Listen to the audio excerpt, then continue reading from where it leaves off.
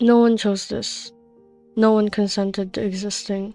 We've all had those times where the thoughts of wanting to not exist or to disappear lingers somewhere in our brain. This desire may or may not be connected to death, yet for all we know is that we don't want this anymore. The suffering and the redundant life we all get to have. We had no choice and yet we've been forced to face everything that life has to offer. It can get quite excruciating and it's scary to have to deal with life's uncertainty. Knowing that all this is happening without knowing if it'll all be worth it in the end is overwhelming. We'd want to escape, yet death brings another pain to deal with.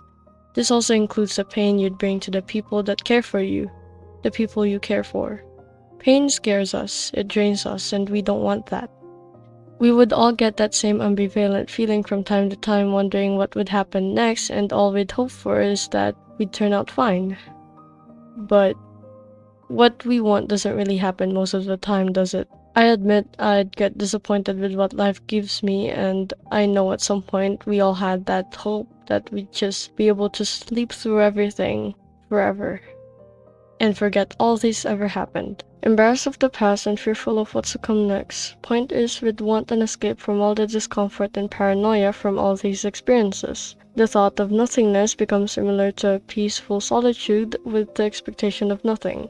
It's a dark oblivion where we don't have to deal with anything. Isolation can give a weird feeling of mixed painful relief at times. All you have is yourself and nothing else could matter as long as you don't let it get to you. In life, little to nothing makes sense. Longing for a reason to continue on, I try to think and think. Everyone has those reasons, maybe a dream, a person, or just a goal to achieve. But what if those start to die out? One by one, do we also just gradually end ourselves? Would it be worth it? I'd like to think not. All these things we got to do and have in exchange for an eternity of silent confinement, secluded in a deep space of detachment from everything. The longing of withdrawal, finally free from all the pain, is a given, but we won't be anything from then on. We have nothing, and there is not an assurance of satisfaction. Is there really a need for a reason to stay? The moments we get to be awake and feel might be deteriorating at times, but why not try and stretch it out? We'd get to the point of non-existence anyway, and no one knows what would happen next after that. Worth it or not, at the very least, there were times we felt alive. I'm barely anything yet, but that brings out room for potential.